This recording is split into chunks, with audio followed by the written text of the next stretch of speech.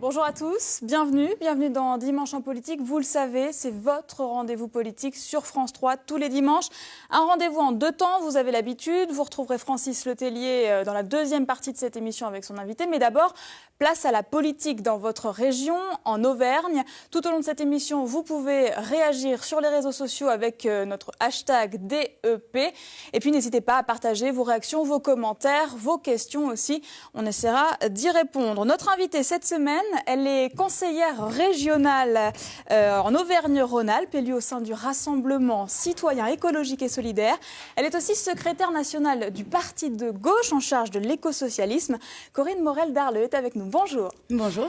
Le thème de cette émission, l'Auvergne insoumise. On va essayer de comprendre avec vous comment vous abordez ce territoire. Qu'est-ce que vous y défendez? Pourquoi? Comment? Et puis, quels sont ici les enjeux locaux et les défis que vous comptez relever dans les années à venir au cours de votre mandat? D'abord, on va faire un petit peu plus ample connaissance parce que c'est vrai qu'en Auvergne, on ne vous connaît pas beaucoup. Vous êtes élu dans la Drôme. Et alors, avant la politique, vous avez d'abord un parcours qui commence un peu plus loin que la politique. Vous étiez conseillère auprès de grandes entreprises du CAC 40. Vous avez animé des conférences, je crois, pour des entreprises comme EDF, Sanofi, il y a eu Total aussi. Et puis un jour, stop. Pourquoi ? Alors, d'abord, c'est une expérience effectivement qui est assez intéressante aujourd'hui pour moi dans l'exercice de mon mandat et dans mon engagement politique, parce qu'effectivement, pendant plusieurs années, j'étais consultante, j'animais les séminaires stratégiques de direction de toutes ces grandes entreprises, ce qui a été un poste d'observation assez privilégié de la manière dont l'économie des multinationales fonctionne dans notre pays. Et j'ai souhaité arrêter au bout d'un moment parce que je m'y retrouvais plus en termes d'utilité sociale et de sens de mon activité. Donc j'ai démissionné de mon activité de consultante pour chercher un emploi dans la fonction publique. Et j'ai été embauchée à la mairie des Lilas en Seine-Saint-Denis où je me suis occupée du service éducation, donc des écoles de la ville, ce qui évidemment, comme vous l'imaginez, m'a changé radicalement d'ambiance. Pour donner du sens à tout ça, pour rendre utile votre expérience professionnelle, vous vous engagez après en politique, 1 an au Parti socialiste et puis après vous participez à la création du parti de gauche avec Jean-Luc Mélenchon.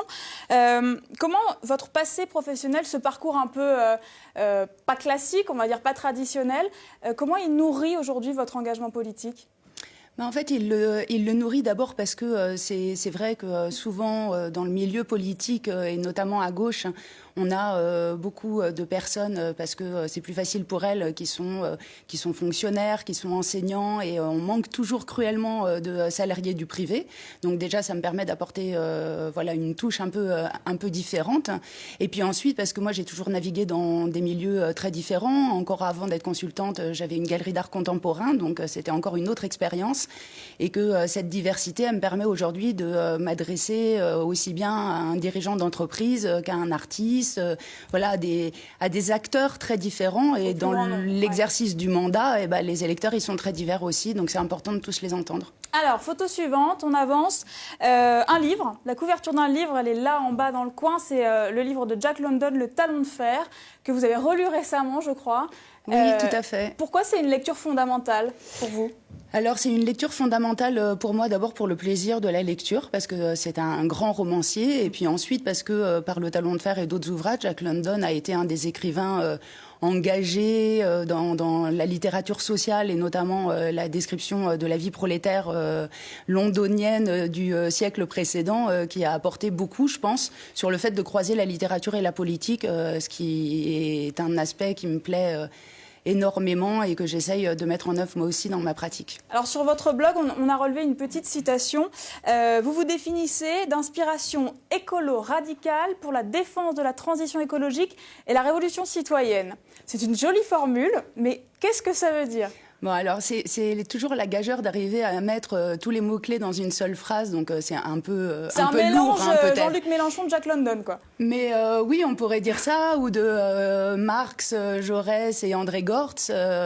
C'est aussi parce que mes filiations politiques, elles sont là aussi d'origine très diverse et au courant de plein de traditions différentes. Je crois qu'aujourd'hui, c'est compliqué de se dire juste écologiste ou juste marxiste ou juste socialiste, parce que on est dans un système complexe et que notre engagement, il est complexe aussi et il doit aller se nourrir à plein de racines différentes. Une dernière photo qui permet de comprendre votre engagement. Regardez, non, c'est une femme, celle d'une femme, c'est un modèle pour vous, je crois. Qui est-ce?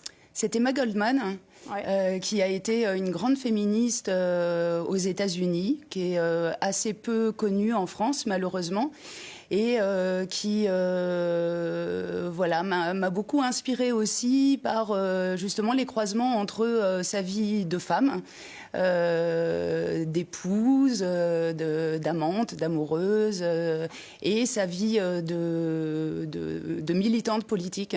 Et elle a fait beaucoup d'allers-retours entre les deux. Et je crois que cette manière voilà, de trouver un équilibre, une cohérence entre les différentes facettes de sa vie et de sa personnalité, c'est aussi une manière d'être cohérent ensuite en politique. Est-ce que les femmes en politique, c'est forcément un progrès? Regardez cette photo.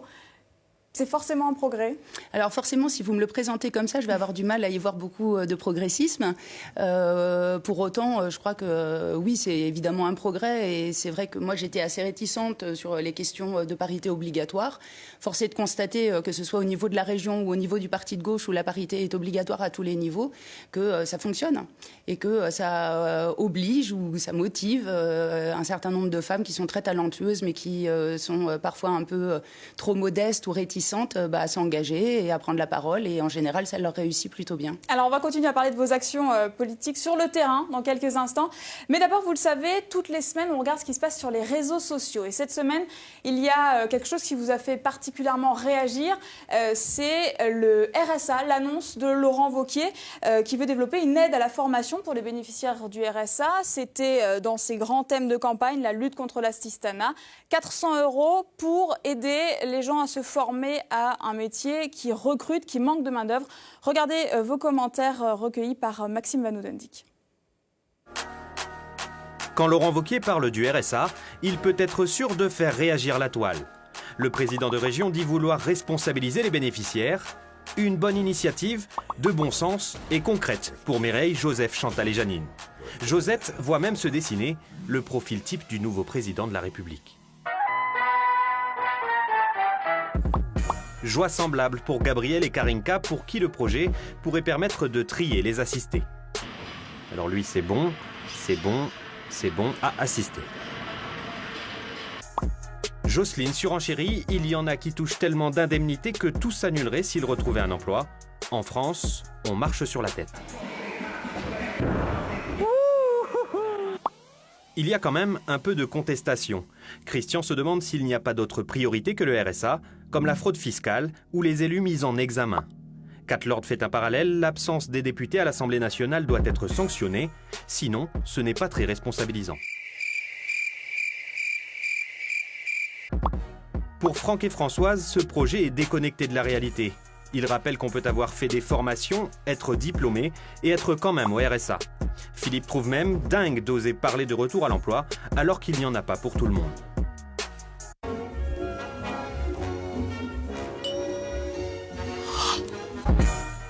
En tout cas, pour Véro, il y a quand même une question en suspens. C'est quoi un assisté ? Corinne Morel-Darleux, vous aussi, ça vous a fait réagir sur les réseaux sociaux, cette annonce de Laurent Wauquiez. Vous avez écrit « Le plus pur style Wauquiez ». Qu'est-ce que ça veut dire? Qu'est-ce que c'est le style Wauquiez selon vous? Le style Wauquiez, c'est tout d'abord d'annoncer des choses qui n'ont pas été encore votées par c'est le cas, là, ça n'a les pas été élus. voté. C'est le cas, puisque cette prime aux bénéficiaires du RSA qui suivrait une formation n'a pas encore été votée à la région. Donc, mais bon, Laurent Wauquiez est coutumier du fait, puisqu'il nous fait le coup à chaque session où il fait le service après-vente avant le vote des élus, ce qui est quand même un petit peu compliqué à admettre en termes de démocratie et de fonctionnement de l'institution. Donc ça, c'est la première chose. La deuxième chose, c'est qu'il annonce des choses qui en réalité existent déjà, puisqu'il y a déjà des primes qui sont versées par la région aux stagiaires de la formation continue, et que c'est d'ailleurs prévu dans le Code du travail. Et puis surtout, il annonce des choses qu'il sabre par ailleurs, puisque pour l'instant, la formation professionnelle n'est pas une priorité de ce mandat, qu'il a lui-même refusé le plan gouvernemental. Alors même si j'aurais moi-même quelques critiques à émettre sur ce plan, il en a refusé les crédits. Donc le résultat, c'est que tout se retrouve sur Pôle emploi, qui donc manque déjà cruellement de moyens. Et puis en plus, tout ça est dans une logique qu'on appelle adéquationniste, c'est-à-dire qu'en gros, on va essayer de répondre aux besoins des métiers dits sous tension, c'est-à-dire là où les entreprises ont des besoins sur le territoire, ce qui semble effectivement a priori une bonne idée. Le problème, c'est que si ça ne correspond pas aux souhaits des bénéficiaires du RSA, on va tout droit vers l'échec, un problème de motivation et d'absentéisme. Donc on n'aura rien réglé. Bon, Laurent Wauquiez trouvera pas grâce à vos yeux avec cette annonce, cette mesure. Peut-être avec le plan ruralité, le contrat ambition région, pardon. C'était de nouvelles aides qui vont être débloquées pour les communes rurales. Si je résume, on n'est pas là non plus dans la bonne direction. Selon vous, c'est pas sur cet axe-là qu'il faut aller ? Sur le plan ruralité et sur le fait de enfin regarder ce qui se passe dans ces zones rurales, je ne peux qu'être d'accord. Le problème, c'est que c'est comme quand Laurent Wauquiez va au sommet de l'élevage, si vous voulez, pour dire qu'il veut de l'agriculture biologique, mais qui ne vient pas de Pologne. Alors qu'à côté de ça, au niveau de la région, il sabre toutes les aides aux dispositifs d'accompagnement à l'agriculture biologique. Aujourd'hui, en ruralité, qu'est-ce qui se passe ? C'est des festivals qui disparaissent, c'est des associations qui licencient, parce que Laurent Wauquiez a décidé très brutalement en début d'année d'arrêter les contrats territoriaux, ce qu'on appelait les contrats Auvergne Plus et les contrats CDDRA côté Rhône-Alpes, et que la réalité, c'est que pour l'instant, c'est en train de faire beaucoup de casse, justement dans cette ruralité que Laurent Wauquiez prétend défendre. Quels sont pour vous les axes prioritaires à défendre dans ces territoires ruraux ? Les axes prioritaires, il y en a un certain nombre qui dépendent plutôt de l'État sur la question des services publics de proximité notamment, mais il y en a beaucoup qui dépendent de la région. C'est le cas des transports par exemple et des trains express régionaux. On sait qu'il y a un certain nombre de petites lignes, dites petites lignes, qui sont absolument vitales pour ces territoires et qu'il faut absolument pouvoir développer, moderniser. C'est le cas aussi de tout ce qui est connexion. Moi, j'habite à Die dans la Drôme et je peux vous dire que régulièrement, c'est quand même compliqué, ne serait-ce que de passer un coup de téléphone parfois. C'est compliqué en Auvergne aussi. Voilà, donc ça, c'est des axes qui me semblent prioritaires. Mais la première des choses, si on veut que des gens continuent à s'installer dans ces zones-là, c'est qu'il faut qu'ils puissent y trouver une qualité de vie. Et la qualité de vie, elle passe aussi par le fait qu'il y ait des actions culturelles, que ce soit vivant, que ça bouge et que les acteurs aient la possibilité d'avoir des initiatives localement, tout simplement. Sur la montagne, la région a lancé un plan, encore un, pour financer encore des canons à neige dans les stations de ski. Un plan qui vous met particulièrement en colère. Pourquoi ? Tout simplement parce qu'il y a eu tromperie sur la marchandise. On nous a vendu un plan montagne. On était plutôt contents d'apprendre que la montagne allait faire l'objet d'une politique spécifique. Et puis, il y a eu une première désillusion, c'est quand on a vu que la personne nommée pour ça par M. Wauquiez était Gilles Chabert, qui est président du syndicat national des moniteurs de ski, ce qui augurait mal en termes d'orientation.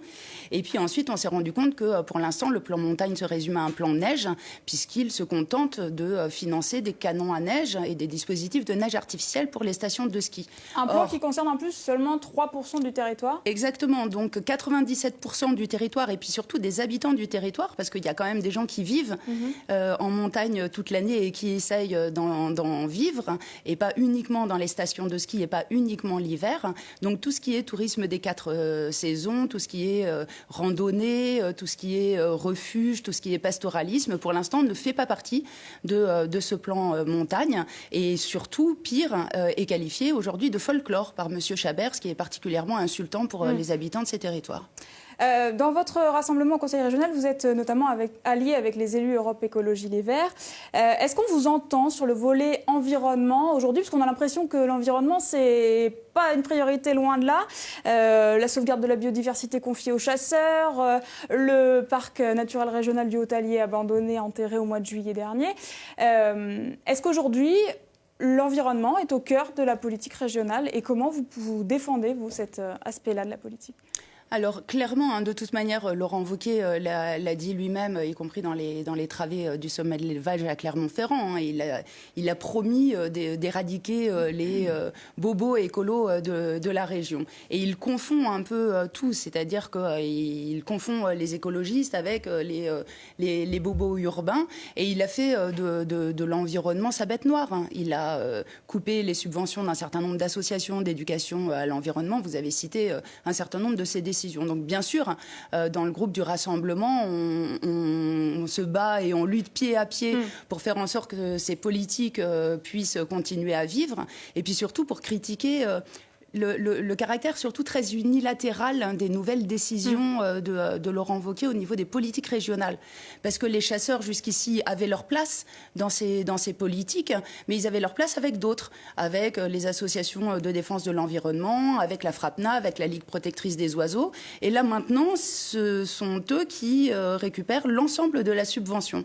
Donc au lieu d'élargir et de mettre tout le monde autour de la table et de faire le pari de l'intelligence collective, eh bien là aussi, Laurent Wauquiez fait le choix de dresser les uns contre les autres et de tout donner à un seul type d'acteur, ce qui, à mon avis, va à l'encontre de l'intérêt général sur ces politiques. Je vous pose une dernière question très rapidement, parce qu'on est pris par le temps.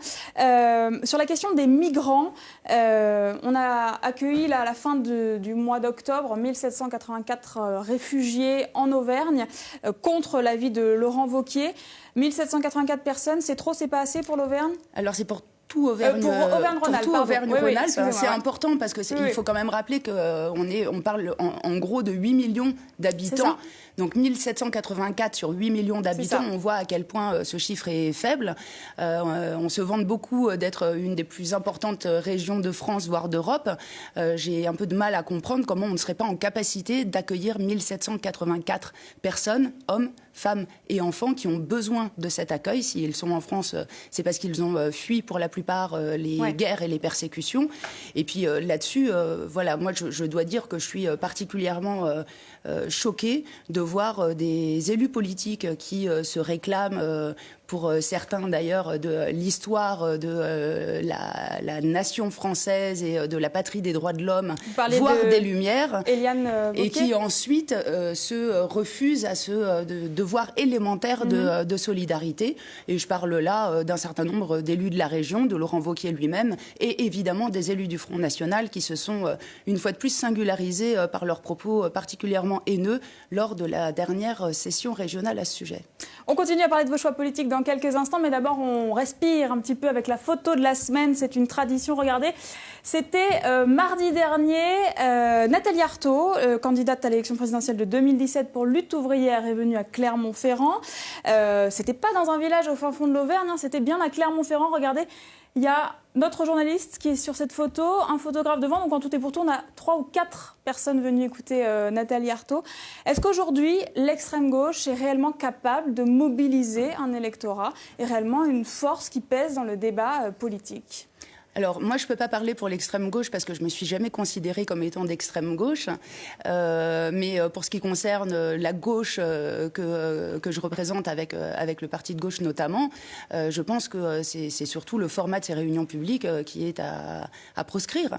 Moi-même, ça fait maintenant plus d'1 an que je ne fais plus de réunions publiques dans les salles des fêtes à 18h30 parce que la réalité, c'est que qui peut venir à ces réunions et qui vient si ce n'est les militants archi-convaincus et qui plus est, soit au chômage, soit à la retraite.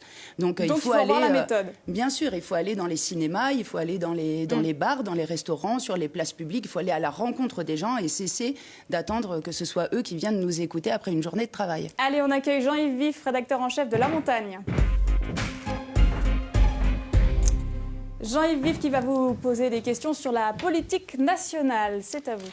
Bonjour. Corinne Morel-Darle. Les présidentielles approchent, il n'y a pas que la primaire de la droite, la gauche est également mobilisée. Jean-Luc Mélenchon, votre ami, est donné dans les sondages à entre 15 et 16%. Et cette semaine, il y a eu une petite information du côté du PC et de Pierre Laurent, ça n'est peut-être pas tout le PC. Pierre Laurent a évoqué l'hypothèse d'une candidature unique. Comment vous les abordez entre les anciens amis du front de gauche, ces présidentielles ? Alors, c'est pas des anciens amis, on est toujours camarades. Oui, mais il y a eu quelques... Après, si vous voulez... quelques divergences de vues. Oui, bien sûr, il y a eu des divergences de vues, mais il y en a toujours eu et il continuera à y en avoir, sinon on serait tous dans le même parti.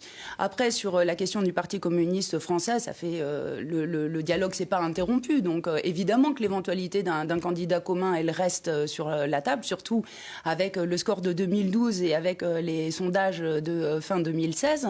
Maintenant, ce choix-là appartient au Parti communiste français qui se réunit ce week-end. Je crois qu'il y a plusieurs options qui sont sur la table. Il feront leur choix. J'espère. Votre position, c'est le choix d'une candidature. Moi, ma position, elle est qu'aujourd'hui, il y a un mouvement qui existe, qui s'appelle la France Insoumise. Il y a d'ailleurs de nombreux camarades communistes qui sont engagés dans cette campagne avec nous. Et on avance dans cette voie-là. Et pour l'instant, les événements nous donnent plutôt raison de ne pas avoir trop tardé à partir en campagne et de l'avoir fait sur ce format du mouvement plus ouvert que le parti. Justement, présidentielle et législative sont liées. Jean-Luc Mélenchon a été très clair. Il a délivré une plateforme d'engagement des candidats de la France Insoumise aux législatives, véritablement un acte d'autorité en disant « engagez-vous sur cette plateforme, seuls pourront être candidats les... » Alors, il n'y a pas d'acte d'autorité, si je peux me permettre. Je sais que la tentation est toujours un peu forte. Je ne sais pas pourquoi, autour de Jean-Luc Mélenchon, de parler d'acte d'autorité. Cette charte, elle a été élaborée comme l'a été le programme, de manière très coopérative et très ouverte, notamment avec l'espace politique qui regroupe des représentants de partis politiques, mais aussi des militants non encartés.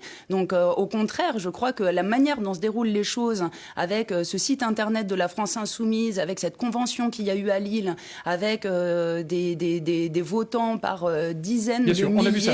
C'est une base de départ assez inédite. Voilà, c'est une base de départ qui peut évoluer. À ce jour, l'objectif est d'avoir un candidat de la France Insoumise dans chacune des circonscriptions. Absolument. Vous-même, serez-vous candidate ? Je n'ai pas encore pris ma décision sur le fait d'être candidate à la candidature.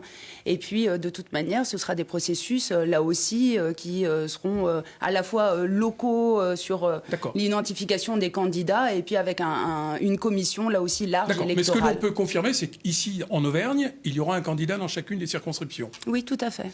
Alors, cette semaine a été marquée sur un plan politique intérieur par un texte au journal officiel qui a provoqué quelques émois, le fameux TES, le fameux titre. Qu'en pensez-vous ? En fait, c'est un fichage qui reprend tous les éléments des passeports et des cartes d'identité. Quelle est votre position, vous qui êtes attaché aux libertés ? Ce sera votre dernière question. Alors, j'ai justement co-signé un communiqué avec Daniel Simonet pour le Parti de gauche sur ce sujet. On appelle ça le fichage monstre.